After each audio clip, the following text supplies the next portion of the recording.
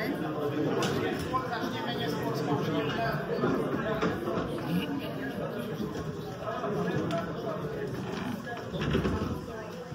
Že sa podpísali.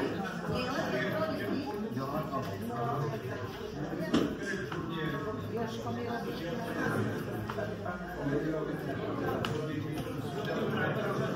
Som sa zastavila aj pre ukazovala počiatky. Ale jednu jedine aj to jednu. Vodovo požičiam jednu. Ale nie treba teraz. Ja som to zháňal. Ja som si nakoniec myslela, žiadno vidieť. povedal, že objednám, že išiel.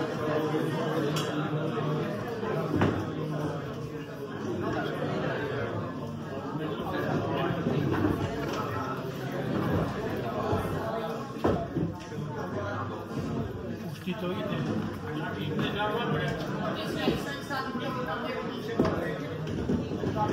Chceš skôr uísť, ale nemôžeš. Sú voľné miesta.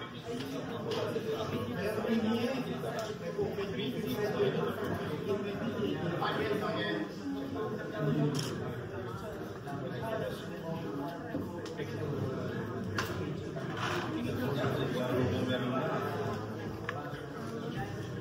Ako rudobanci.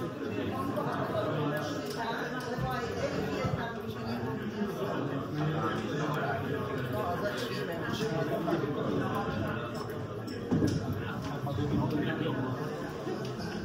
Ja to mám tu na...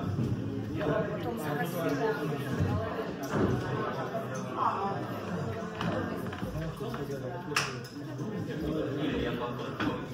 No dovoľte, aby som vás privítala na dnešnom zasadnutí utorkového popoludnia a náhodou sa to koná útorok, lebo v Štiavnické nedeli.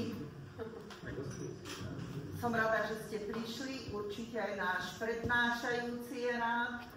Dúfame, že sa dozvieme veľa zaujímavých vecí. A zároveň by som ešte chcela poprosiť, tam je ešte jeden papierik na vyhne po Veľkej noci, čo bude prednášajúci pán Smolka. Ale potrebujem vedieť záujem, lebo tam potrebujem objednať autobus, nakoľko tam nemáme dobré spojenie. Tak ak si rozmyslíte a... Do Ovadovie. Hodruša vyhne. Hodruša vyhne, áno. Takže ja už predám slovo, odovzdám slovo pána inžinierovi Haňovi. Určite zaujímavá prednáška. Uvidíme. Ďakujem. Aby nebolo tak ako na tej vojenčine, keď sme boli na školení z politickej tej prípravy a po obede to bolo, všetci sme spali. A ten prednášajúci povedal, že ak doteraz počúva, tak vy ostanete sedieť, ja skriknem vsík a tí, čo spia, tak vstanú. Vstali všetci okrem prvej rady. Tak dúfam, že tak nebude dneska.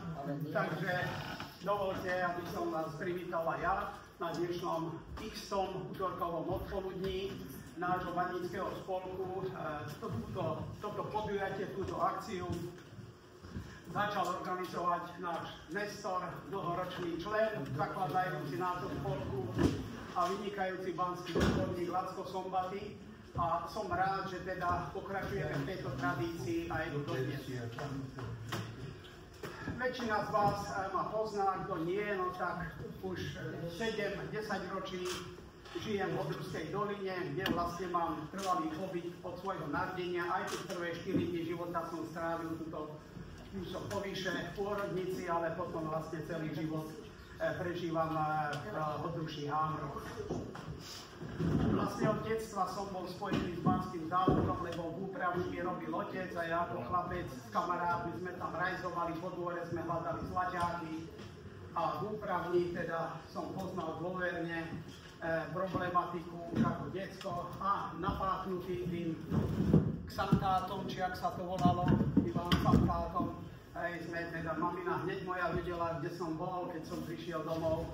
No, 14 rokov, každé leto som zase 10 rokov, vlastne až do ukončenia vysokoškolských štúdií brigádoval na banskom závode, takže keď som nastúpil v 78. ten banský závod, som aj ľudí v ňom som poznal relatívne dobre, potom ľahšie sa mi začínalo. Postupne som prešiel vlastne všetkými funkciami, ktoré sa dali technickými, od toho menového majstra, cez technológa banského, cez vedúceho bane. Potom na 2 roky, 4 mesiace som odišiel na podnikové riaditeľstvo do Národnej bane do Bystrice, na odbor banskej výroby a na závod som sa potom v tých ťažkých časoch v 89. vrátil začiatkom roku 89 alebo koncom roku 88, už nepamätám, na banský závod do funkcie hlavného inžiniera a potom 23 rokov som vykonával funkciu riaditeľa závodu a už ako dôchodca som pôsobil viac ako 10 rokov vedúci banskej geologickej expozícii na Bani Starošek Svätých a v súčasnosti viac ako rok tam pôsobím ako exponát historického hodruského baníka. Priznám sa, pôvodne som mal pripravenú inú prednášku na dnes na tému čo nového v banskej a geologickej expozícii na Bani Starošek Svätých, ale jeden pán, ktorý si náš banícky spolok zobral trošku na paškál na sociálnych sieťach, pán Lacko Miroslav, ktorý aj o mne, teda na moju osobu, niečo popísal. Priznám sa, ja som na to nechcel reagovať, ani som ja osobne nereagoval. Ale tento pán o mne napísal, že ten šťavnický banícky spolok na čele s privatizérom, ktorý sa hrá na veľkú banícku celebritu, ale nič o tom nevie a tak ďalej, sa mi vždy hnúsil. No, ja nechápem, ako takto kto so mnou v živote sa nerozprával a možno ma raz niekde videl. Ja som ho videl raz, môže takto tvrdiť a tvrdiť. A priznám sa, skôr takýchto ľudí treba polutovať, že kam vlastne táto spoločnosť vyhrotená, aj politicky, aj neviem ešte ako, aj tie sociálne siete, ktoré na jednej strane sú vynikajúce vec a na druhej strane koľko zla už napáchali, tak mi je trošku tak ľúto, ale nič o tom, nechcem sa na toto ďalej obracať, alebo čo na túto tému rozprávať, ale vlastne ma to inšpirovalo, že by bolo predsa len dobre po rokoch rokúcich, že by sme si nejakú tú peripetiu banského závodu v Hodruši povedali mojimi vlastnými slovami ako človeka, ktorý vlastne celé to obdobie od toho posledného roku socializmu, od toho roku 89 vlastne až do súčasnosti prežil a vlastne prežil to obdobie v rozhodujúcich riadiacich funkciách tohto banského závodu. Takže vlastne celé obdobie socializmu banský závod v Hodruši bol zameraný na ťažbu rúd farebných kovov. V rokoch 1951 až 1990 to boli CU rudy na žile Rozália, ktoré sme skončili ťažiť v októbri 1990 z titulu vydobytia zásob po spodný, po dedičný obzor, 14. obzor, a vzhľadom na to, že tie podvesené zásoby pod týmto obzorom už neboli ekonomicky nejak zaujímavé alebo bilančné, tak sa nepočítalo s ich ťažbou. Závod ale celé 80. roky sa pripravoval, otváral a skúmal impregnačné rudy, dve telesa takých impregnačných, relatívne chudobných, polymetalických PBZ1CU rúd, južné a severné polymetalické impregnačné ložisko, ktoré teda bolo pripravené k ťažbe v tom roku 1990 a podľa tej dlhodobej koncepcie ešte z obdobia socializmu aj vlastne sa malo pristúpiť k veľkokapacitnej ťažby. My sme dovtedy ťažili okolo 70 000 tón ročne a mali sme z tohto ložiska ťažiť ročne okolo 200 000 tón impregnačných rúd s tým, že sme mali vyrábať kolektívny koncentrát PBZ1CU a ten v náväznosti na novovybudovaný alebo novobudovaný hydrometalurgický kombinát v Bruntále, v Jeseníkoch na Severnej Morave, kde sa mali spracovať všetky polymetalické koncentráty z celého Československa. No ale čo sa nestalo, všetci dobre viete, prišiel november 89,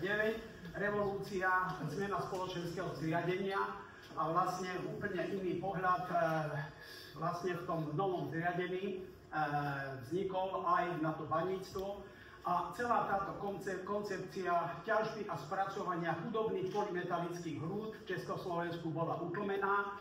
A teda stalo sa, čo sa stalo aj s našim závodom v Odruši, že vlastne bol závod určený do prvej vlny likvidácie banských závodov na území Slovenska. A závod mal byť zlikvidovaný, zlikvidovaný do konca roku 1991. My sme sa nestotožňovali s touto myšlienkou, vediac, že vlastne nič poriadne nevieme robiť, len tú ťažkú baníckú robotu.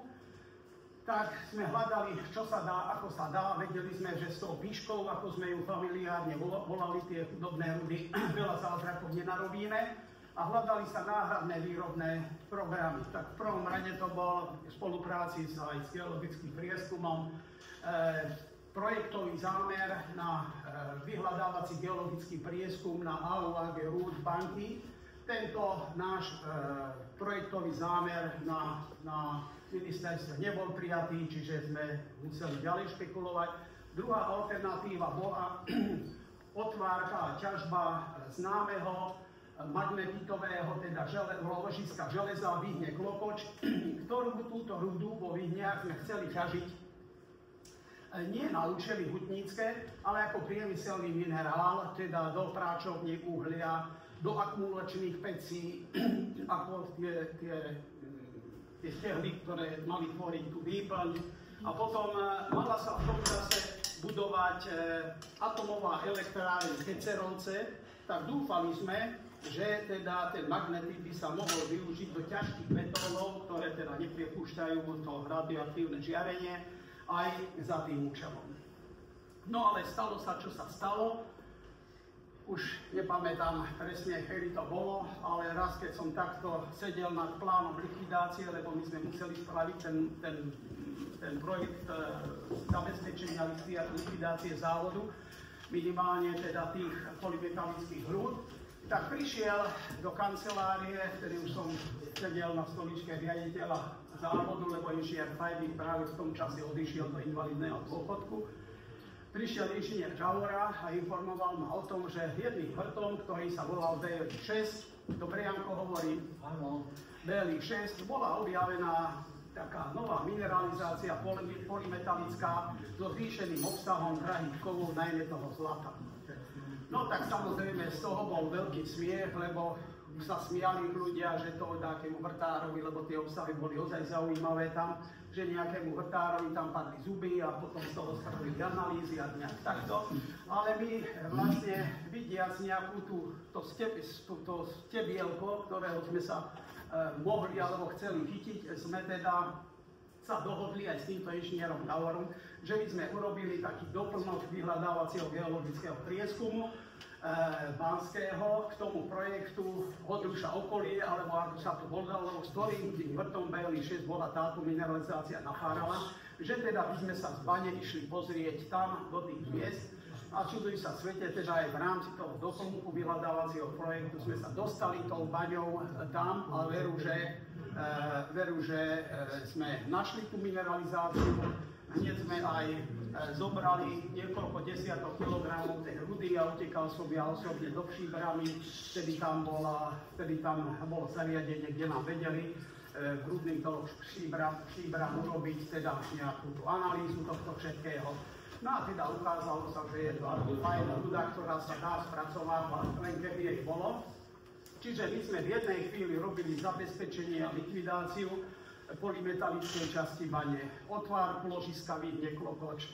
Teraz toto sa udialo, hej, s týmto novým ložiskom. No a do toho prišlo to, my sme niekedy v lete v roku 1991 prišlo rozhodnutie hlavného hygienika Československej republiky o vyradení baníkov z titulu naplnenia expozičnej doby na ionizujúce žiarenie, teda 2100 šichál, kto mal, tak od 1. januára toho roku, keď sme sa to dozvedeli asi v júni, títo všetci ľudia bezodkladne museli byť vyradení z bane. Takže Vyhne Klokoč, vyhľadávací prieskum, likvidácie, 100 baníkov asi zo 170 alebo 160 bolo technikov vlastne všetko skúsení strojmajstri, strojníci lokomotív, strojníci ťažných strojov, vlastne skoro všetci museli odísť z baní a my sme tam ostali ako také siroty podhradských a nevedeli sme čo, napríklad na 2 šachty a dvojzmennú prevádzku nám ostali 3 strojníci ťažného stroja, čiže museli ťahať doma v ruky nohy na šachtách, no vtedy, chvála Bohu, nechodil banský úrad na kontrolu, lebo vedel, aká je situácia. No takže bola mimoriadne vážna a zdravý rozum kázal v tom roku 91 ozaj teda sa vykašľať na to a skončiť. Ale my sme prijali takú tézu na našom podnikovom riaditeľstve, že teda skúsme ešte urobiť takú výberovú ťažbu tento rok 91 tých bohatších polymetalických rúd. S tým ale, že musíme vedieť urobiť selektívne koncentráty, lebo kolektívny koncentrát nikto nekúpi, ani my nepredáme v celej Európe, tak asi 30 alebo 2 vagóny alebo 30 tón tejto našej piškovej rudy išlo do Ústavu pre výskum rúd Mníšek Podbrdý, kde teda skúšali v laboratórnych podmienkach z toho urobiť 3 selektívne koncentráty. Samozrejme správa prišla taká, že tie koncentráty sa robiť jednoducho nedajú, selektívne. No tak čo ideme robiť? No tak sa stalo pol 3. apríla na Richarda v 91. prišiel podnikový riaditeľ ku mne do kancelárie aj s hlavným inžinierom podniku a s rozhodnutím ministra hospodárstva Slovenskej republiky o likvidácii banského závodu odrušiť do konca roku 91. My sme už ale o tom vedeli, tak vtedy bol vedúci úpravne Milan Urbánek, veľa z vás ho pozná, tak sme sa dohodli, Milan, my musíme v tento deň dokázať to, čo nikto nedokázal, teda v tej našej úpravni, aby títo naši páni, keď prídu, videli, že teda sú tam 3 filtre, z ktorých idú 3 koncentráty. No tak sme rekli, dobre, direktor podnikovému hovorí, poď ideme sa pozrieť do úpravne ešte, lebo išla úpravňa, išla vtedy, v ten deň, tak ako nešla ani predtým, ani potom už nikdy viacej, no nádherne. Tak sme prišli k prvému filtru, v stade grcalo doslova olovený koncentrát. No toto je, čo sa pýta? No to je olovený koncentrát, akú má kvalitu? 50–60%. Boha, to sme nerobili ani štianici také koncentráty, nerobili. Ideme k druhému filtru, tam je aký? No zinkový koncentrát, akú má kvalitu? 50%. Boha, to sme ani štianici nevideli 50%. A tento tretí, to je meď, áno, to je meď, 24% má. Boha, tak čo ideme robiť? No, poďme, rekl direktor, ešte potiahneme do konca roka na tejto piške. Dovtedy budeme mať pripravené to nové ložisko a skúsime už od roku 92 ísť teda len na tom ložisku novom, o ktorom sme hovorili, že tým vrtnom PL6 bolo otvorené, objavené. No ale medzi tým sa stalo, v júni toho roku klesli ceny kovov, napríklad si pamätám z inox $1,500 za tonu, asi na 800. No a viete, na tom stave, keď vám o polovicu klesnú výnosy, tak samozrejme ten rok sme dožili vo pomerne vysokej strate. Nič menej, ale stalo sa, čo sa stalo, že sme ho prežili. A už to bolo veľmi kruté a už bez prémií sme išli skoro celý rok, tí ľudia už boli ozaj zúfali, ale teda fakt klobúk dole pred všetkými. Tak sme to prežili a od januára 92 sme išli vlastne len na toto ložisko, kedy do výnosov sme ešte dostávali prostriedky z realizovaného vyhľadávacieho prieskumu. Dotácie ešte boli na COVID, do konca roku 93 boli zo štátu dotácie na COVID. Plus sme už prvé koncentráty začali vyrábať z tohto nového ložiska, čiže rok 92 sme prežili vyrovnaným hospodárskym výsledkom. No ale stále len, teda keď takto, takže závod musí ísť do privatizácie. No tak sa stalo, čo sa stalo. Závod teda navštevovali odpočnú s rokom 93 mnohé firmy zo západnej Európy, z Austrálie, zo Spojených štátov, z Banskej Štiavnice a z iných veľmocí. Ironicky hovorím, ale bola jedna firma, niektorí starší vedia, o ktorej hovorím tiež pozerať, ktorá by sa chcela zúčastniť tej privatizácie toho nášho závodu. No a stalo, keď videli títo odborníci, že aké komplikované je to ložisko, aký podiel je tam otvárky, prípravy a prieskumných prác, tak každá tá firma odišla bez nejakého záujmu. No a prešiel celý rok 93, nič sa neudialo z hľadiska privatizácie, no tak ministerstvo rozhodlo, tak keď chcete pokračovať ďalej, my nemáme záujem, treba to zavrieť, lebo to aj tak, kdyby v strede Štiavnicko-Odruského rajónu malo byť nejaké veľké ložisko, ktoré by uživilo po 2000 rokoch nejaký jeden závod, ani záujem není. Ak chcete, založte si SROčku a v podmienkach ekonomického prenájmu, čiže budete platiť nám nájomné rudným baniam a vy si robte koľko chcete, čak sa uškrňali všetci, čak si natrete papulu a budete spokojní. No ale my sme sa nedali, tak predsa len sme si založili na konci roku 93 SROčku, poskladali sme sa po 20 000, viete, akože nám voda škrípala, keď som mal spolakade zo štumpánu 20 000 korún. Založili sme si SROčku a teda trápili sme sa ďalej celé 90. roky v podmienkach ekonomického prenájmu a samozrejme tie firmy chodili ďalej, ale vlastne nič sa neudialo, až teda ten záujem zo strany tých cudzích vlastne prestal. A my sme si vlastne celé 90. roky potroške každý rok, ako sme vytvorili nejaké voľné stroje, odkupovali drobný hmotný investičný majetok, tu nejaký nakladač, tu nejaký ďalší stroj, tu nejaký pozemok. A takto vlastne až do minulého roka sme si odkupovali pozemok pod Kaliskou sme vládne kúpili. 23. Až do roku 2023 sme postupne odkupovali štátny majetok. Čiže závod, napriek tomu, že sme mali záujem, teda získať ten závod v procese veľkej privatizácie, ale do roku 98 to jednoducho nešlo, viete, kto bol vtedy pri moci. Vlastne tam sme sa vôbec nechceli zamotať s nimi, lebo viete, ako to bolo tam. No a potom vlastne tie ceny začali po roku 98, okolo roku 2000 klesať, náklady stúpali, až sa stalo, čo sa stalo, že teda po roku 2001 tá situácia už bola taká zlá, že my sme museli obmedzovať všetky náklady, aké sa len dalo, až sme sa teda dostali do takej situácie, že vlastne ten závod nemohol fungovať ďalej. Ešte v 90. rokoch my sme vytvárali aký taký zisk a tam boli také pravidlá zo strany štátu, že ten zisk sa nemusí sa odviesť daň zo zisku, keď tie prostriedky budú využité na rozvoj tej činnosti. Tak v prvom roku podnikania, tak sa to dalo spraviť, takže sme využili ten zisk celý na geologický prieskum, na nákup nejakých strojných zariadení, na rekultiváciu a opravu odkaliska. V druhom roku podnikania zase sa to dalo spraviť, ale tie peniaze zo zisku sa museli použiť vo vybraných mestách a okresoch. Tak sme v Banskej Štiavnici kúpili tuto hore ten Banský dom, zrekonštruovali, založili sme si také stredisko, neskôr Banský závod, kde bola píla, tam sme si šili páračky, reštaurácia tam bola. Tak toto niekoľko rokov fungovalo a podobne takú aktivitu sme mali aj v Rimavskej Sobote.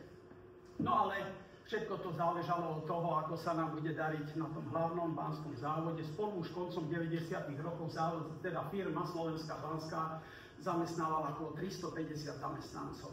No ale po roku 2001 tie ceny klesli, my sme mali veľmi obmedzené zdroje na geologický prieskum, takže sme to začali cítiť a jednoducho sme museli konštatovať, že nevládzeme to ďalej ukočírovať a teda musíme vyhlásiť útlm a hromadné prepúšťanie. A stalo sa, ako sa stalo, že postupne do priebehu 1,5 roka sa stav našich pracovníkov znížil na 37. Čiže tých 37 ľudí vlastne zabezpečovalo a fungovali sme nie v rámci plánu otvárky, prípravy a dobývania ložiskov, ale v podmienkach zabezpečenia a likvidácie vlastne. No a takto sme fungovali, že tých pár ľudí trošku nahrávalo nejakú rudu popri tých likvidačných prácach z pilierov a z nejakých ostatkových dobývok. Potom tí istí ľudia, zastavila sa práca v bani, išli do úpravne, tam sme nejaký koncentrát vyrobili s tými istými ľuďmi, čo sa predávalo a takto sme fungovali až zhruba do roku 2004. kedy odrazu tie svetové ceny začali potroške stúpať, ale my sme už s tými pár ľuďmi boli v klinickej smrti a my sme nevedeli rozbehnúť tú zhrzavenú lokomotívu. Už jednoducho ekonomicky to nebolo možné. Tak sme aj s kolegami z Ministerstva životného prostredia, zo sekcie geológie debatovali aj s každým, kto trošku tomu rozumel. A nakoniec sme sa teda dohodli, že teda by oni boli ochotní nám pomôcť vo forme zabezpečenia finančných zdrojov na vyhľadávací geologický prieskum, aby teda sme našli pokračovanie, alebo teda aspoň overili mineralizáciu túto do 4. svetovej strany. My sme na západ, na sever a na juh vedeli, že mineralizácia nepokračuje. Tam sme mali to overené. Ale smerom sem na Banskú Štiavnicu na východ sme to nemali overené. No a stalo sa, ako sa stalo. Jednoducho, inak sme nemohli vypracovať ten projekt, alebo ten projektový zámer len na AU, AGP, BZNC, rudy. To zlato muselo byť na prvom mieste, lebo inak by nám štát nedal peniaze na iný druh vyhľadávacieho geologického prieskumu. Prečo to zdôrazňujem? To vám poviem vlastne až k tomu koncu, keď budem hovoriť o týchto rokoch 23, 24, 25. Tak sa aj stalo. Ja osobne, chvála Bohu, teda vtedy bol minister životného prostredia, pán profesor László Miklós, kde teda ma prijal na audiencii, tu on jeden deň v týždni učil na tej fakulte, ktorá tu v tom čase pôsobila a vypočul ma. Tak veľmi príjemne sme sa porozprávali a nakoniec mi dávali otázku, že teda aký je predpoklad, že nájdeme pokračovanie tej rudy, teda tie peniaze, že nevyletia hore komínom. Tak hovorím, no 50%. Buď nájdeme a pôjdeme, alebo nenájdeme, viacej vám neviem povedať, tak mi povedal, no viete, ak presvedčíte mojich odborníkov na sekcii geológie, tak my ako vedenie ministerstva nebudeme proti, ale ja som iné nepotreboval, a to nepotreboval ani pán doktor Franzen s kolegami z tej sekcie. A teraz sme dostali ozaj tých 15 miliónov korún, to je zhruba 500 000 eur, na vyhľadávací geologický prieskum na takýto, ako som povedal, na takýto rúd. A čuduj sa svete, skutočne asi po 300 metroch razenia banského diela sme prišli z tých kremitodioritových porfírov, z tých dacitov do tých pyroxenických andezitov a na tom kontakte hneď bola aj prvá mineralizácia a keď sme pokračovali ďalej, tak bola ďalšia a tak ďalej, čiže sme našli východné pokračovanie tejto mineralizácie a teda ten náš zhrcavený vláčik sa pomaličky po roku 2004 začal rozbiehať a teda začali sme priberať ľudí. Treba ešte povedať, že ešte aj v tých 90. rokoch a ešte aj po roku 2000 sme trošku žili z nešťastia iných banských závodov v rámci rudných baní, lebo vlastne tie závody, ktoré vlastne utlmili a skončili, tam ostali profesní baníci, tak k nám prišli na určité obdobie pracovať baníci z Pezínka, tí nevydržali dlho, z Liptovskej Dúbravy, tí vydržali najdlhšie, niečo zo Štiavnice boli baníci, takže vlastne takto sme aj personálne, ale aj materiálovo si pomáhali vlastne so starým materiálom a s existujúcimi baníkmi z iných banských závodov a tak sme dokázali vlastne preklenúť toto nešťastné obdobie, keď sme vlastne tých kvalifikovaných baníkov vlastných nemali, lebo sme ho to vymysleným rozhodnutím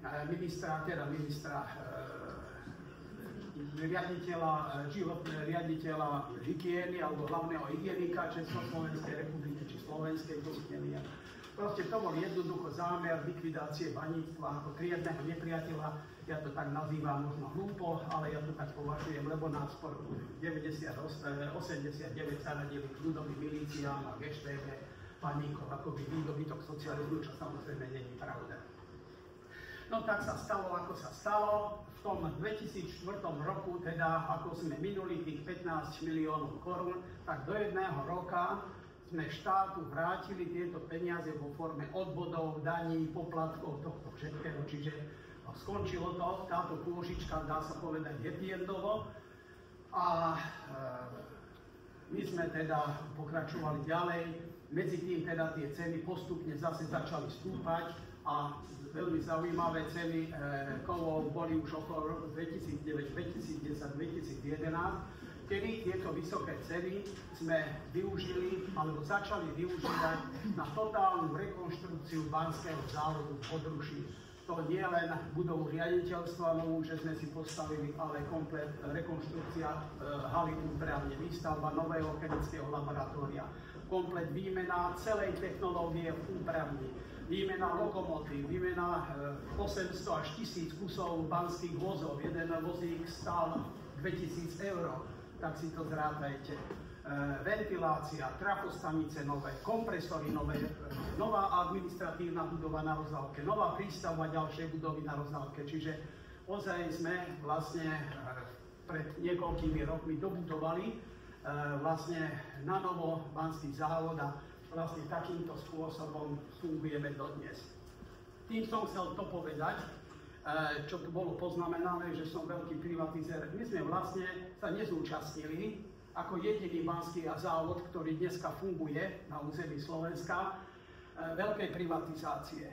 Hej? Lebo my sme vlastne ten závod získali tak, vlastne najdrahšie, ako sa len dalo, voči ostatným závodom, vlastne postupným odkupovaním materiálov, základných prostriedkov, pozemkov, nehnuteľností za trhovú cenu. Hej? Takže fungujeme vlastne takto dodnes a kolega, jeden bývalý náš spoločník, už nie je medzi nami, inžinier Rokal, raz tak povedal chlapcom, keď sme tak, bilancovali koncom roka, že chlapci, tento banský závod môže fungovať dovtedy, pokiaľ sa vám mladým bude chcieť pracovať v tejto ťažkej robote. A je to skutočne veľký problém, ani tak nie v oblasti robotníkov, ktorých si vieme vychovať. Hej. Vieme si ich vycvičiť do tých jednotlivých profesí, ktoré potrebujeme, ale veľký problém je napriek tomu, že banícka fakulta má toľko študentov dneska, ako celá vysoká škola technická v Košiciach mala v období, keď som ja študoval vrátane strojníckej fakulty, elektrofakulty, stavebnej fakulty, hutníckej fakulty a našej baníckej fakulty. Ale sú to všetky odbory, kde nie je matematika, samý management a takéto odborné predmety a dneska získať mladých kolegov, odborníkov, takisto geológov je obrovský problém. Takže ak bude mať kto robiť, pekne vítam doma,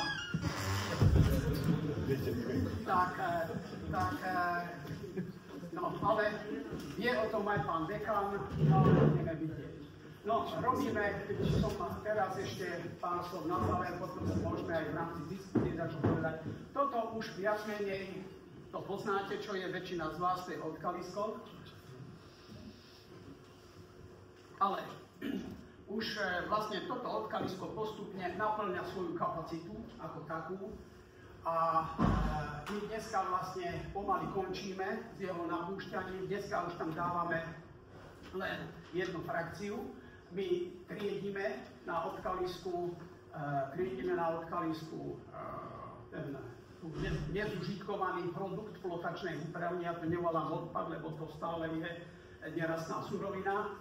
A hustá frakcia ostáva na odkalisku, budujeme hrádzu a tam nejaké priestory zaplavujeme a všetko rieke, teda podstatná časť toho, ide kalovodom, máme kalovod vybudovaný už zase naspäť ďalšiu vetvu popri Hodrušskom potoku do šachty Majer a novou odvodňovacou štvorňou do nami vydobitých priestorov na bani Rozália, čiže postupne sa odpájame od tohto odkaliska a vlastne sa budeme, čiže aj pre tú ekológiu sa snažíme urobiť maximum, ako sa len urobiť dá. Rozmýšľam, či som zabudol na nejakú takú vážnejšiu problematiku, tovarišia. Nie? Nedával si pozor.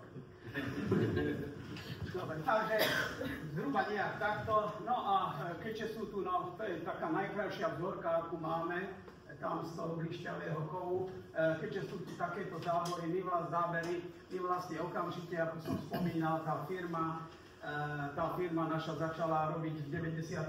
a súčasne, ako sme si vybavovali na štátnej banskej správe povolenie banskej činnosti na ťažbu nerastných súrovín na tej bani Rozália, tak sme požiadali aj o povolenie banskej činnosti na jednej z mnohých historických baní. Podruží špekulovali sme, ktorú tú baňu si vyberieme, nakoniec sme si vybrali baňu Starošek Svätých za účelom rekonštrukčných a zabezpečovacích prác, ktoré sme chceli realizovať z dôvodov vybudovania stálej banskej a geologickej expozície. To sa nám aj podarilo vybaviť, podarilo realizovať. Celý ten projekt sme realizovali na bani Starošek Svätých viac ako 20 rokov. 20 rokov z toho dôvodu, že keď boli peniažky vo firme, tak sa pracovalo tam v malom kolektíve. Keď neboli a tých rokov bolo veľa, tak jednoducho tie práce stáli a museli sme čakať zase na to obdobie okolo roku 2010, kedy tak mohutne sa nám to podarilo teda celý areál dobudovať. Asi sme to spravili dobre, lebo keď sme celý areál dobudovali, tak nás pamiatkári vyhlásili za kultúrnu pamiatku Slovenskej republiky a takisto náš areál patrí medzi tie objekty UNESCO v rámci Banskej Štiavnice a technických pamiatok okolí. Čiže nie len bereme z tých hlbín zeme, ale snažíme sa trošku tomu regiónu, tej doline našej dať v podobe tejto našej stálej banskej a geologickej expozície. Asi k tejto tematike toľko, neviem, ak by boli nejaké otázočky. No a viete, ako bolo, ešte to poviem, keď sa nám nedarilo, tak priznám sa nám kamaráti niektorí aj smiali, tak čo, končíte, tak ironicky. No, bolo to nepríjemné, ale žiaľ, teda sme to museli tak brať a keď, dobre, ďakujem. A keď sa nám darí, tak zase viete, ako je to, keď títo majú a my nemáme. No a tak sa stalo, ako sa stalo aj v poslednom období, sa dosť o nás porozprávalo. My sme sa vždy snažili veľmi čestne, veľmi zodpovedne, čo treba skončiť. Snažili teda plniť si aj tie daňové povinnosti. My sme za celé obdobie fungovania firmy už viac ako 30 rokov nedostali, dá sa povedať, pokutu od daňovníkov, lebo sme vždy mali všetko v poriadku. Každý rok dostávame od štátnej finančnej správy ocenenie v podobe takého diplomu s takým zlatým znakom, že teda si vzorne plníme daňové povinnosti. No a podnet jedného kamaráta, bývalého nášho spolupracovníka, žijúceho v Štiavnici, na jednu politickú stranu, kde teda nabulíkal, ako podvádzame a tak ďalej. My sa toho chytili a veľmi nefér spôsobom, nemôžem ani detaily hovoriť, teda sa snažia dokázať, že teda sme podviedli štát, pri tom, že sme desiatky a desiatky miliónov eur odviedli daní za tie roky, tak teraz sme nejakú čiastku neuhradili. Napriek tomu, že 30 rokov k nám chodili kontroly z štátnej banskej správy, ktoré nezistili žiadnu závladu. Toto nové vedenie, teda staršie vedenie, zistilo, že teda porušili. No a samozrejme potom bol aj súd z toho, lebo sme sa s tým neuspokojili. Napriek tomu, že nedávno my sme tvrdili, že sme neporušili zákony. Štátna banská správa na súde konštatovala, že je to takisto z našej strany v poriadku, teda žalovaný takisto konštatoval, že žalobca je pravda na žalobcovi. Napriek tomu súd, na akom základe to ja neviem, rozhodol v náš neprospech, čiže sa to ďalej naťahuje na vyšší stupni súd, takže tento náš proces ohľadom úhrady za vyťažený výraz stále ostáva otvorený. Takže to nám si bolo treba povedať, že aj takéto veci sa stávajú, je to nejak dosť nepríjemné, lebo to hlavne tomu manažmentu berú veľmi veľa síl a tých síl, ktoré potom chýbajú pri riadení tej firmy.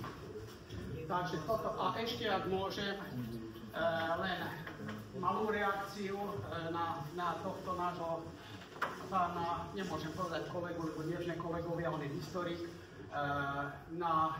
kritizoval veľmi našu publikačnú činnosť, dokonca nejaké také slovo tam použil, že sa mu to hnusí. Hej, že sa mu to hnusí, táto naša činnosť. takto ja si myslím, že dôležité je, že tých viac ako 10 000, možno 12, možno ešte viacej tisíc výtlačkov rôznych publikácií, ktoré náš spolok vydal banícky, si našlo svojich čitateľov a priznám sa, nejakú kritiku od nikoho iného, naopak je stále dopyt aj po tých rozpredaných knihách, takže takto treba brať, ale že sú aj také ohlasy, veď niekto má rád holky, iný má rád dolky, ale takto, ako som povedal na začiatku, že takéhoto človeka ozaj treba len poľutovať, lebo čo má on našu činnosť, nejak sa mu má hnúsiť, tak si aspoň nečítam, alebo si to nekúpim, alebo proste sa nevyjadrujem k tomu, alebo medzi kamarátmi pri pive si môžem povedať, ale na čo na sociálnych sieťach, takto tú vypätú atmosféru, ktorá je v tomto poserkanom štáte v súčasnosti, ešte viacej polarizovať. No ale tam nás dostali ľavopraví a neviem akí politici, a tak tam nás dostali aj tie nešťastné sociálne siete. Takže asi všetko, čo som ja chcel dneska povedať. Povedal som to možno z môjho pohľadu, takto možno bude mať iný pohľad na vec, ale hruba takto to bolo. No. Asi všetko. Ďakujem.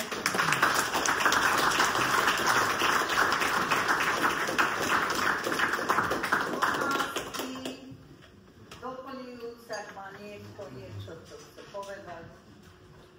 Andrej.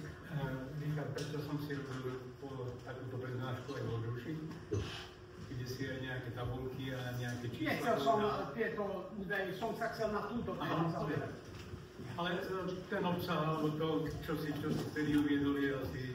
Ten je veľmi rozdiel. Boli roky, keď sme mali kvalitu relatívne vysokú, najmä u tých drahých kovov, kde to zlato bolo aj nad 10 gramov, tak posledné roky tá kvalita, žiaľ teda tie rudy, ktoré v súčasnosti ťažíme, je nižšia, okolo 7 gramov, ale vzhľadom teda nie len, chvála Bohu, že tie ceny sú, aké sú v súčasnosti, ale zase keď si to prepočítame na eurá, tak zase je to nie ani tak náraz pred niekoľkých mesiacov. Čiže to, čo ide, ten kurz euro-dolár si tiež treba všímať, ale keby neboli, keď sme my začínali v tom roku 94, tak cena zlata bola, keď o tom hovoríme, okolo $260 za dvojku.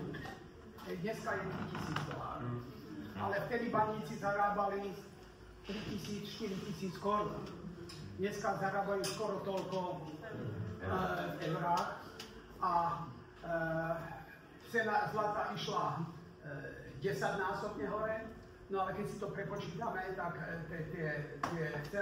tá cena práce, tie mzdy išli hore vlastne 30-násobne, tých 30 korún je 1 euro, keď prepočítame. Takže, a takisto energia, voda, jedno z druhým, takže, ale chvála Bohu, pokiaľ by bola takáto ruda, tak verím, že pri nejakom nekatastrofickom poklese cien kovov by sme, a pokiaľ bude ruda v bani, tak by ten závod mohol fungovať. My vlastne už dneska disponujeme jednak dobývacím priestorom Banská Ľubiša, zhruba 60%, vám spomínal Bača, neviem, Domino, či sa mýlim, okolo 60, možno trošku viac percent stále dobývame z dobývacieho priestoru Banská Ľubiša, necelých 40% dobývacieho priestoru Banská Štiavnica, ešte je tam nejaký jeden dobývací priestor Banská Štiavnica 7, ktorý je nejako ohraničený, neviem, ako výškou alebo ako. Takže pohybujeme sa dosť intenzívne, robíme geologický prieskum aj v Štiavnickom poli, v Štiavnickom dobývaku. V súčasnosti sme už kolejovou dopravou napojení vlastne až do priestorov. Geológovia, baníci to poznáte, výber žil a ešte aj smerom niečo sa robí, ako už priznám sa, už vyše 10 rokov nie som vo funkcii, takže už to tak detálne nepoznám, ale dosť veľký objem práce, ale robíme aj v Banskej Štiavnici, hlavne na výber podložnej žily a smerom aj na juh tam nejaké aktivity sú a ešte tuto niekde to Juraj pole, či ako sa to volá, Erik, tak bohatku niečo sme to hovorili. Dresky na západ, Margita, to teraz voláte, ani som tam nebol na to. Treba prísť. Takže takto, no, tak pokiaľ to pôjde, dneska nás je zhruba 170 ľudí, možno 180, neviem presne. na banskom závode a teda snažíme sa teda, pokiaľ to pôjde, že by sme chceli pokračovať ďalej. Ďakujem. Nech sa páči. Pán inžinier, ja by som sa vás chcel opýtať. V Odruši je spravené jedno pomerne veľké banské dielo, tá nová šachta, čo sa robila, čo je v škole, áno.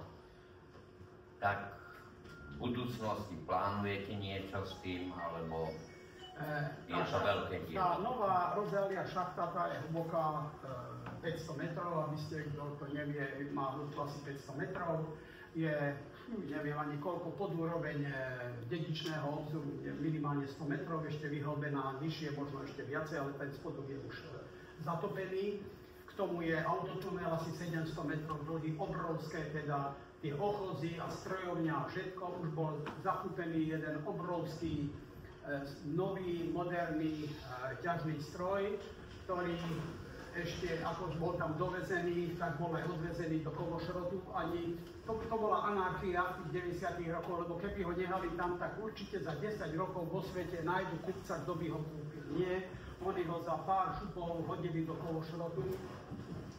Ale to je také obrovské banské dielo, že tá naša maličká baňa, keď my ročne ťažíme okolo 50 000 tón rudy a okolo 30 000 tón rušiny, jednoducho takéto obrovské banské dielo a s potrebným obrovským ťažným strojom by sme neuživili. Len tie staré hrkavky, čo tam máme na prvej, na druhej šachte, veď to poznáte, tie lepíme ďalej a s týmito ťažnými strojmi, lebo väčší stroj, proste to je väčší odber, to sú väčšie ističe a to ide geometricky hore cena za energiu. Takže takto ako je to vlastne funguje. A je to aj dobré, že vlastne aj keď by sa podarilo z tej šťavnickej strany, je to síce obrovská vzdialenosť, lebo to je už okolo 6 km k šachte, keď ten vozík chceme dostať von, na 14. obzor, potom hore na 8. obzor, 4,5 km Hopuskou dedičnou a ešte 3 km na úpravňu a ešte na skládku hrušiny ešte ďalej, čiže to je obrovská manipulácia, čiže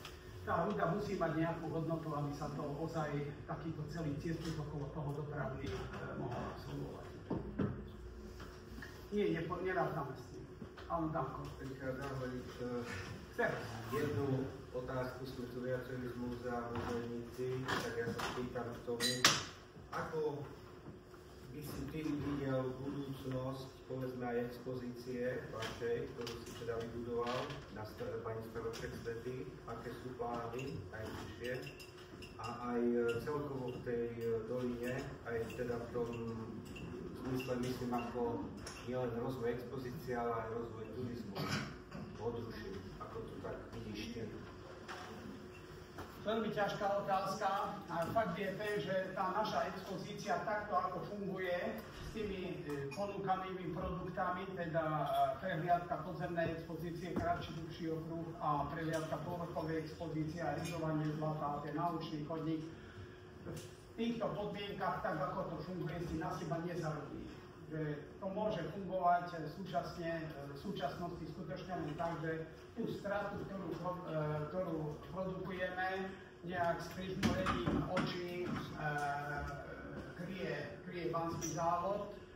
Vidiac, aj kolegovia moji vidiac, ten nosok ani nie je v ekonomike ako vôbec v tej činnosti, ktorú odovzdávame v tej dedine, v tejto podobe, že pomáhame napríklad aj v tom cestovnom ruchu pre tie hotely, ktoré teda sú u nás vybudované, tie ubytovacie kapacity a tí návštevníci tých možností prehliadok, pokiaľ už nie je toľko, čo je v Štiavnici, ale veľkú úlohu takéto zariadenia, ako je aj Slovenské banské múzeum, a my to duplikujeme, je aj odovzdávanie akoby tých poznatkov a skúseností nie len tým starším ľuďom, ktorých to treba otvorene povedať u nás najviac zaujíma, ale sa snažíme nájsť formu, aby sme to vedeli vysvetliť tú potrebu baníctva aj tej mladej generácii, nielen v minulosti, aj v súčasnosti, ale aj v budúcnosti, pokiaľ budú sieť mať mobily a tablety a auta a domy a neviem čo, že jednoducho ten homo sapiens, pokiaľ chce behať po stromoch a chodiť bosý a holý, tak jednoducho to baníctvo tu musí fungovať. Čiže takto nenásilnou formou sa snažíme aj toto nejak urobiť. A čo sa týka nejak trošku tej zmeny,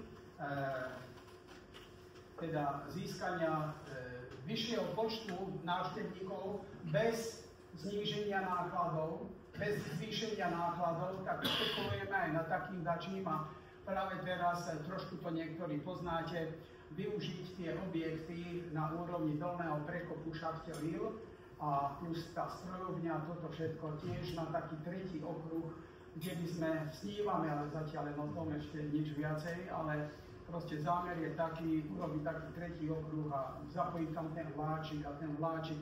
Človek chodí napríklad len v Rožňavskom múzeu, čo to znamená ten vláčik na tých 25 metrov, čo pustia a sadnú deti na to a odvezú sa na tom vláčiku. Čiže to je rada aj pre múzeum v prírode, že keby len po tej rovine tam ten vláčik bol spravený, tak je to neskutočné a nie je to až také hrozné, čo sa týka financií aj toto prevádzkovania, si myslím. Tak toto snívame o takom treťom okruhu z hľadiska zvýšenia tej kapacity a verím, že tam by sme vedeli ten podiel práce by nebol taký náročný na počet návštevníkov, ako je to teraz, lebo u nás vlastne jeden sprievodca musí byť na tých 15 návštevníkov, lebo tie budove, tie miestnosti sú maličké, baňa je tiež maličká, takže nemôže byť viacej, chceme, aby všetci počuli, čo hovorí, že príde autobus, musíme byť traja. No a to už potom nie je sranda. Takže áno, no a je tam ešte ten areál šachty Majer, tak to je niečo úplne väčšie a zatiaľ tam som aj starostovi povedal, je to v majetku obce, Hodruša Hamre, táto kultúrna pamiatka a tiež UNESCO pamiatka.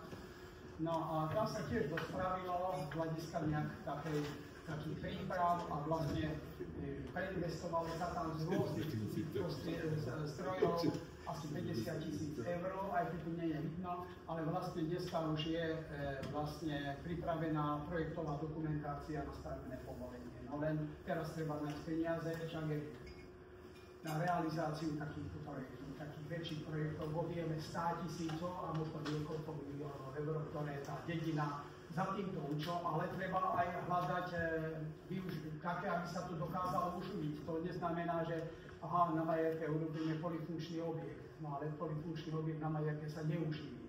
Čiže to musí byť náväznosť na niečo, ktoré tú Majerku uživí. No, a to je problém, lebo to už ja hovorím aj túto mladým, sem tam po podfúzi nejak predostriem, že to čaká na nich tá Majerka, lebo to žiadny starosta nedokáže sám to nevybaviť. Ale je to zaujímavý projekt, ak by ste tú ideu, ktorú máme, si chceli, ale veď vy aj trošku už viete o tom, že v akej náväznosti, nechcem ešte detaily o tom hovoriť, ale proste je tam veľký potenciál a tá budova, ktorá vždy bola, tá dolina naša, ktorá vždy bola priemyselná, banícko a postavia 100 rokov strojárska, tak pomaličky sa musíme, aj sa meníme, aj na tú výrobu, lebo tá strojárina funguje, dobre funguje tá firma Tomak, kde robí, neviem, 80 možno 100 ľudí, ale robí, je tam tá škola, nejaké také ďalšie stredná, nejaké také ďalšie menšie firmy, tá autodoprava tam funguje, my ešte zatiaľ fungujeme, takže, no ale popri tom teda dosť hodne sa rozvíja aj ten cestovný ruch. Tam je pomerne veľká kapacita ubytovaní, nielen hotelov, ale aj penziónov, chád a na súkromí všelijako. A takže, a cítime to aj my v expozícii, hlavne v turistickej sezóne. Len, aby som to rozprával, tak sa skončil. Ja som sa chcel opýtať, ak môžem, ale nebol som tu od začiatku, tak sa ospravedlňujem, ak to odznelo, lebo máme tamto takú poličku a Erik takedy spomínal, že by mal také voľné groše, že teda kde by sme mohli kúpiť ten konečný produkt, to zlato v rámci tej tehličky kilovej, taký zlato s príbehom, lebo to možná bude to, čo tu zostane. Aj po nás všetkých, aj po vás, ako ak Erik dodrží ten slúb, teda, že tú kilovú, lebo tam už jednu máme, Falzifikát predpokladám. Kým nikto nechytí, tak to nevie, že to je falzifikát.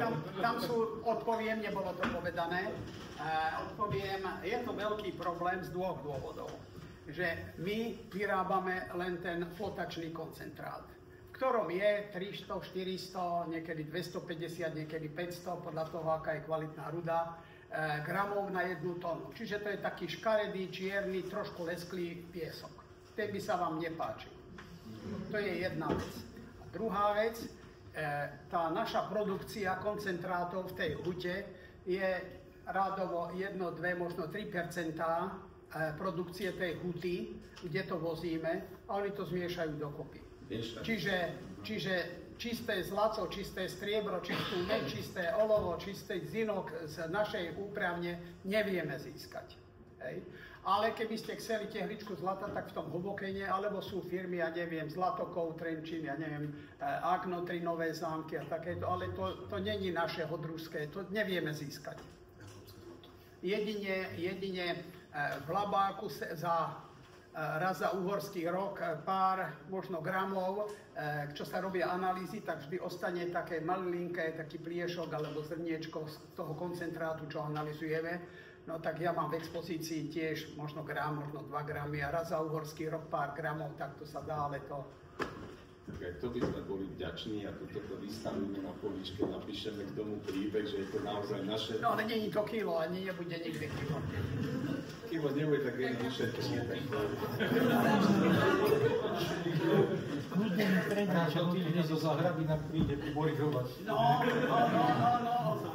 Ide leto.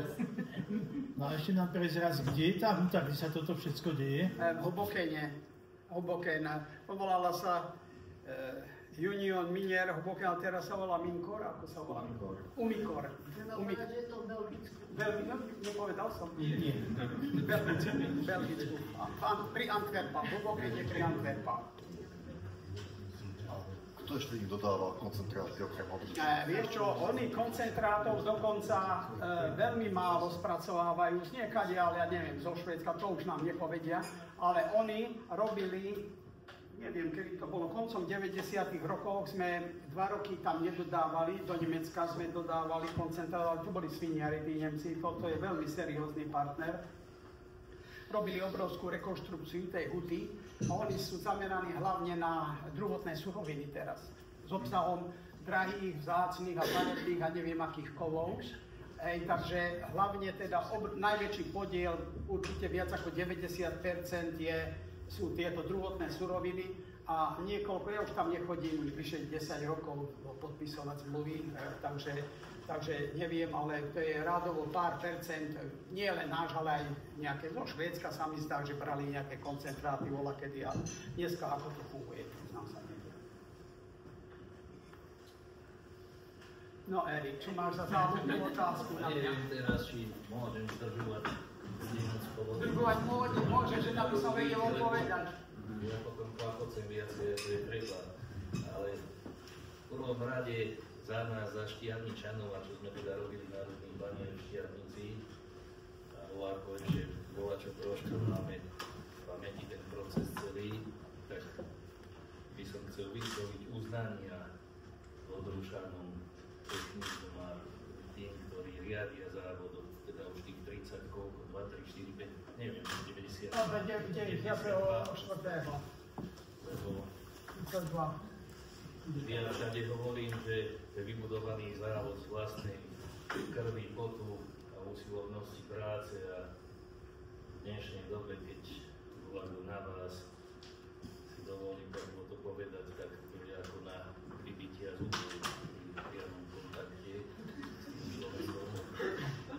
A aj keď sme si tak povedali, ako radi sa máme, a sme sa tak doťahovali, ako keby zvolili proti Bystrici alebo nejak Prešov, Košice, že Odruša je... Toto je ale väčšie.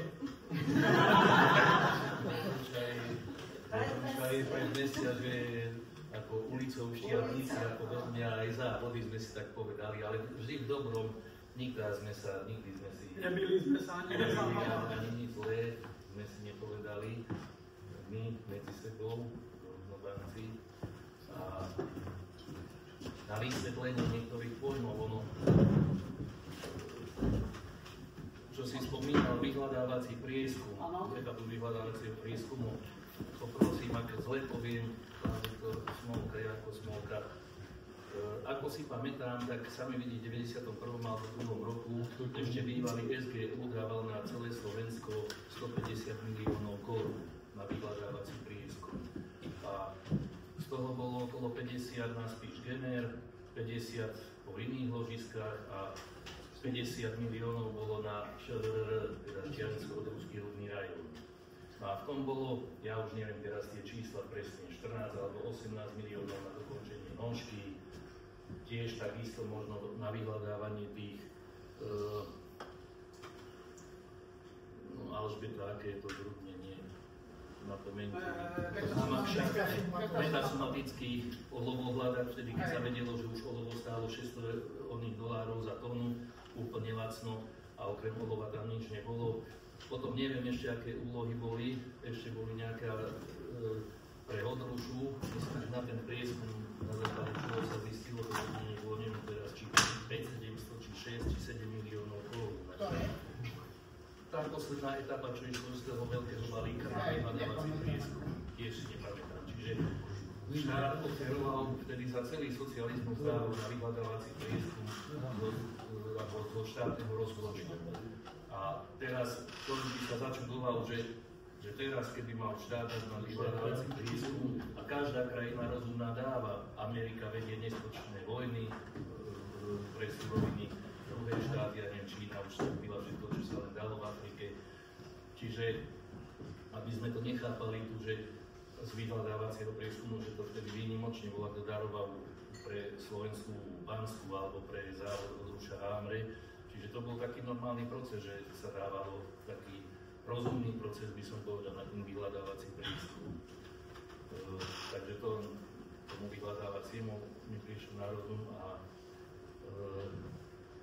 pri tomto, čo si spomínal, že teraz to zrúdnenie, my sme radi bývali, čo sme boli zo Rudných Baníčian, tu Margitu myslím, my sme možno v tejto chvíli aj radi, že ten náš štiavnický závod musel skončiť. V prvom rade to bolo v 92. roku na základe NNT, tam nám chýbalo okolo 17 miliónov korún, teda šachta potrebovala ten Leonard každý mesiac $1 milión korún na energiu, potom 5 miliónov na rekonštrukciu. Nie.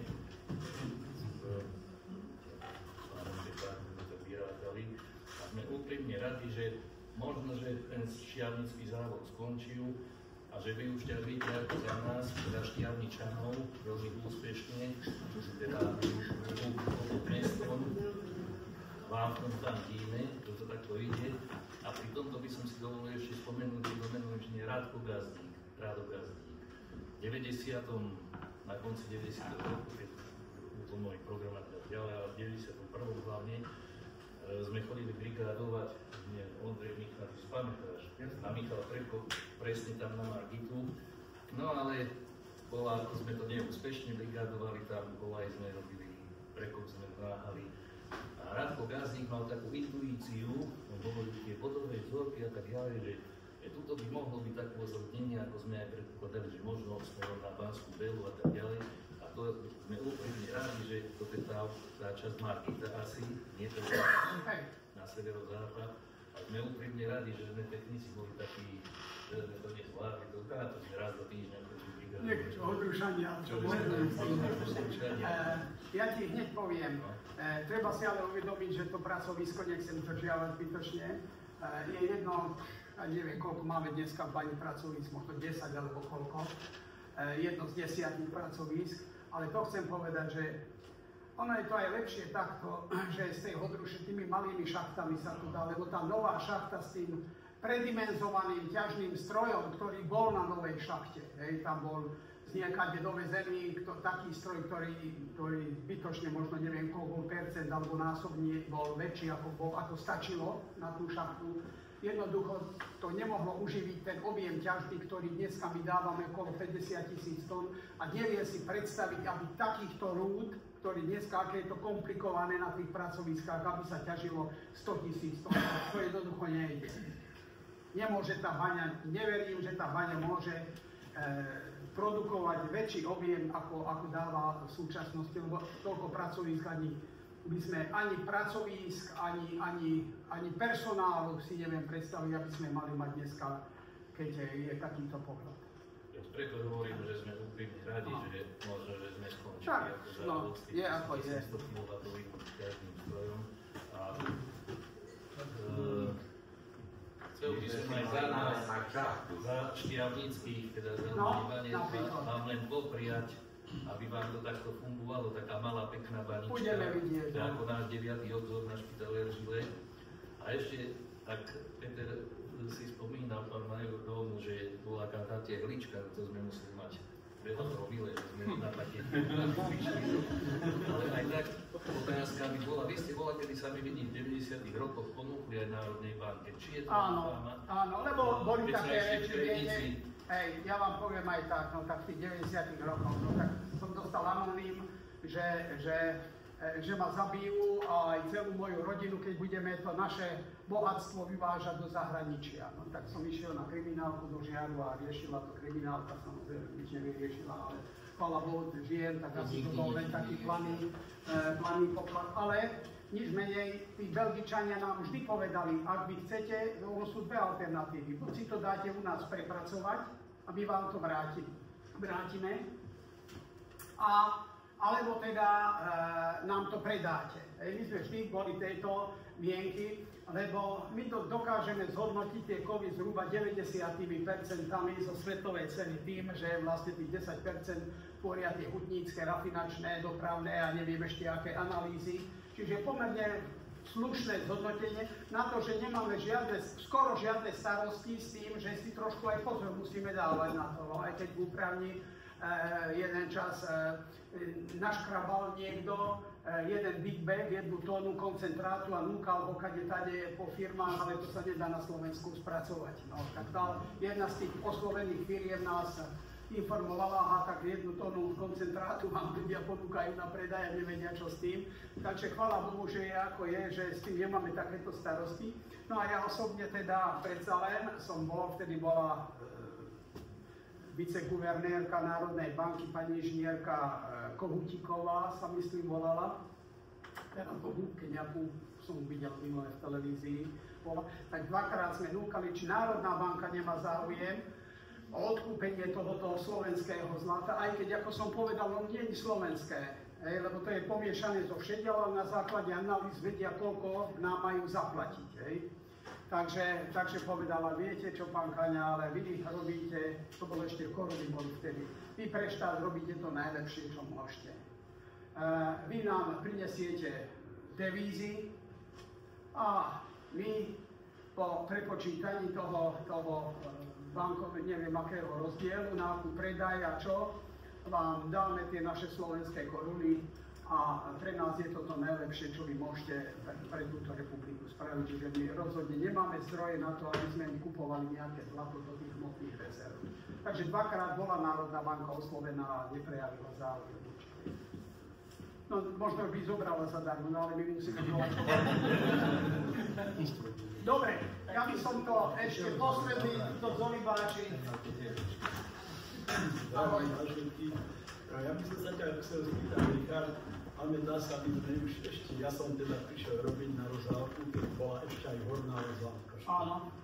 A teraz v akom stave zostala horná rozhľadka, či sa nejakým spôsobom ten útlok upravil, alebo sa tam robil nejaká také základné veci o histórii. Horná rozhľadka škôlňa je v Krúžinách, povyše kompresorov je tam v tom svaru bez nejakej komunikácie a je vlastne zarastená a my sme ju museli zabezpečiť tým spôsobom, že tady prekopali si beratelia a montanisti a fotbalisti a urváristi a hádzanárky cestu a chodili nám do bane. Čiže my sme to museli zablokovať tak, aby sa tady nedalo fárať a je to tak nezaujímavé aj z hľadiska predstavenia turistov, že tam nevedie žiadny chodník k tomu, že je zabezpečená proti vstupom A my sa snažíme a sme relatívne veľa portálov, škôlnic zrekonštruovali v celej Hodrušskej doline, ktoré sú v dedine, ktoré sú na nejakých tých trasách a ktoré sme napokon aj v jednej z tých ohovorených kníh opísali, ako tá posledná kniha, myslím, že to bola tie skutky z minulosti Banskej technické kultúrne pamiatky lokality Umersku Banská Hodruša Havre, vlastne kde sme predstavili okrem iného aj takéto tie portály a keď by som ich rátal, tak minimálne 10 portálov po celej Hodruši Havre sme takto zrekonštruovali a samozrejme zabezpečili aj proti vstupu, lebo to sa nemôžeme stať. Ale ak dovolíte, by sme toto ukončili, ale ja hlavne pre náš spolok, lebo tu máme aj z výboru nejakých ľudí, boli sme aj teraz, sme mali minulý týždeň valné zhromaždenie Združenia banických spolkov a cechov Slovenska. A viacero tých spolkov, aj tu prítomný Novobanský banický spolok, sa môže pochváliť s intenzívnou prácou, so spoluprácou s deťmi. Teda odkazovanie tých tradícií a poznatkov a potreby baníctva pre mládež, lebo za tých 35 rokov od toho roku 89 to baníctvo skutočne v hlavách nielen politikov, ale vlastne tej nastupujúcej generácie zakotvené akoby nepotrebné odvetvie, ktorého sa treba vystriehať, lebo to je ničiteľ životného prostredia. Takýmto všetkým hovorím, choďte sa pozrieť k hotelu Salamandra, tomu rekreačnému stredisku a hľadajte tam toho ničiteľa životného prostredia, tú baňu Rozália, ktorá teda tú oheň a síru chrlí krížom krážom a či ju vôbec nájdete, že ono je to skutočne v tej Hodruši, na tej Rozálke symbióza toho strediska cestovného ruchu, s ktorými veľmi dobre spolupracujeme. Keď oni dačo potrebujú k nám do dielne, my to opravíme, spravíme nezištne a zase oni nám ľudí posielajú do expozície. Čiže úplne normálne fungujeme a nejaké žiadne, keď sa samozrejme dodržiavajú nejaké tie hygienické predpisy. Fakt je, že v tom socializme to bolo s tým dodržiavaním nejakých hygienických noriem a predpisov to bolo horšie. To je zase pravda. Ale teraz, keď je takáto doba, tak sa to dá. A to som chcel povedať teda, že aj my by sme s tými deckami trošku mali chcieť nejak spolupracovať, nejako napríklad, že by sme im vymysleli nejakú aktivitu ohľadom histórie a potreby baníctva, treba sa životného prostredia, a ktorú by sme nejakým spôsobom v spolupráci možno s mestom, Banská Štiavnica, tie decká aj ocenili, že by sme ich zobrali, ja neviem, na výlet do Hodruše, napríklad hovorím pre tie víťazné nejaké týmy.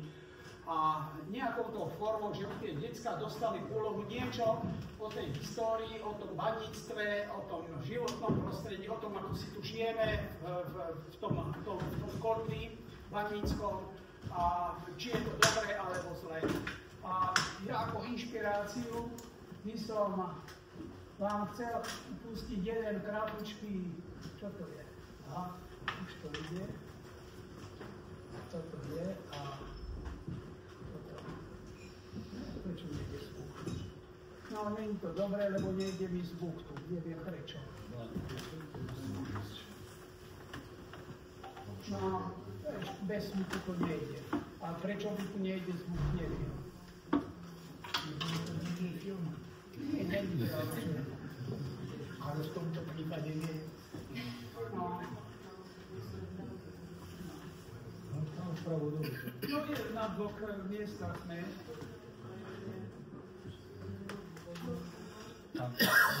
Dobre.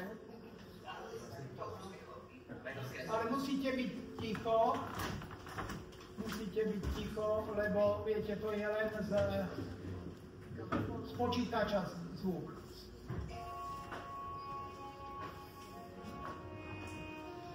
To moja dcéra s vnukom a Dominovým Kutníkovým vnukom spravili do takej školskej súťaže takej pre...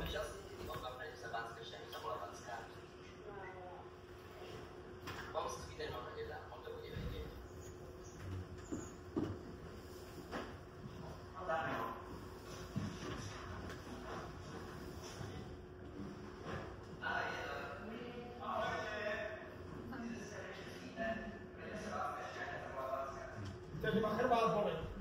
To sú zrnení.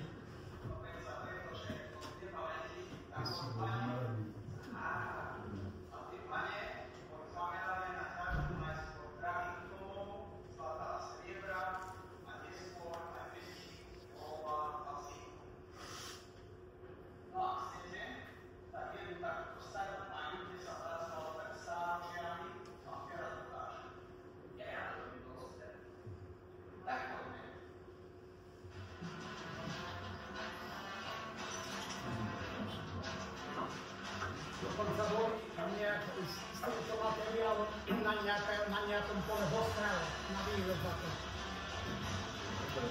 Nej.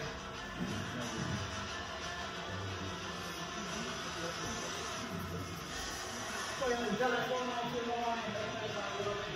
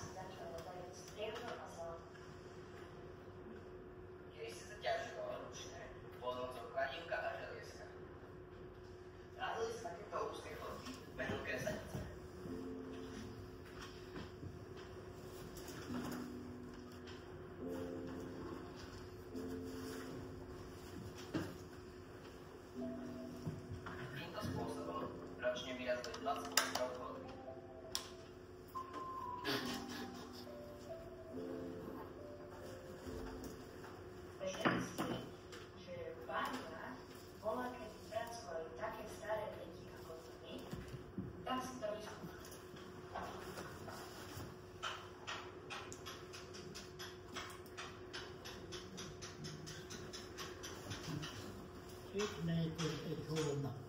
Áno, asi smiešno zlatý.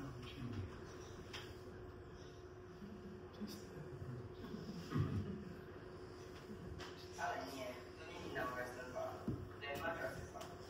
Voláme ho IP. Naozajstné zlato je veľmi, veľmi malinké.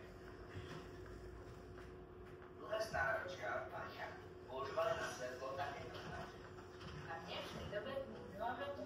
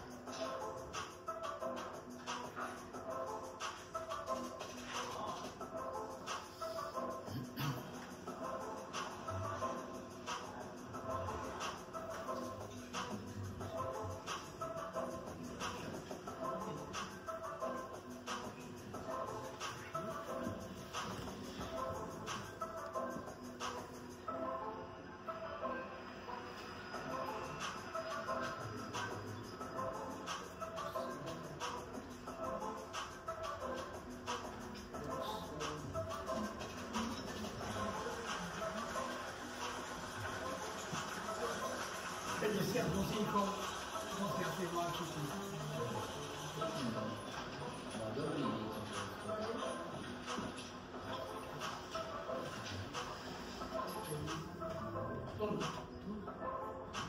Toto je len taký brzdiaci vozík na konci vlaku.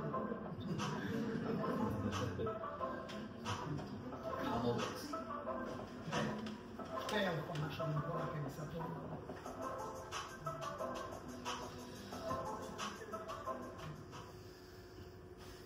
No chlapci, ako sa vám páčilo, pani? Super. No ale až ste to využívajú? No som vám spomínal, že v tejto našej bani ťažíme 5 polovozíkov zlato a striedu. A ja vám poviem jeden taký krásny príklad, alebo jeden malý príklad. Používate telefón, mobilné, tablety, počítače. Na jednom obyčajnom malom mobilnom telefóne musia baníci na tie súčiastky vyťažiť viac ako 50 druhov nerastných surovín, potom ďalšie priemyselné odvetvia vyrobia tie jednotlivé produkty a z nich potom v tej fabrike na telefóny poskladajú mobilný telefón.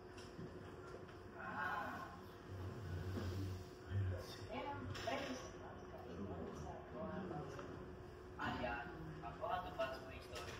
Preto bola zapísaná do Svetového dedičstva UNESCO v roku 1993.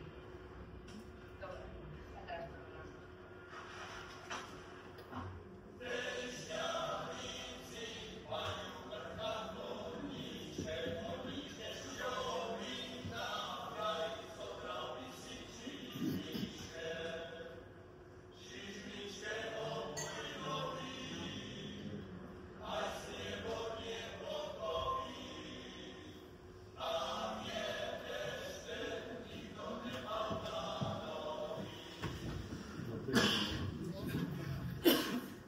No, tak tým som chcel len popovedať, že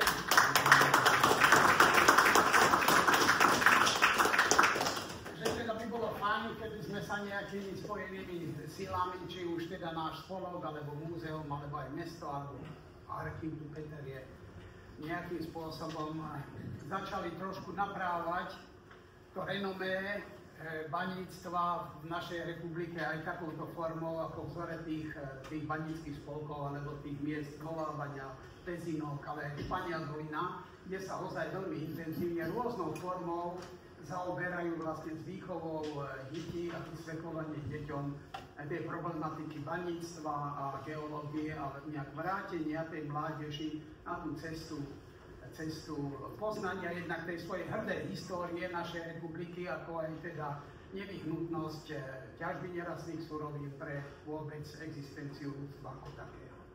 Takže asi všetko, čo som mal ja chcel dneska povedať, tak sme už Ďakujeme pekne.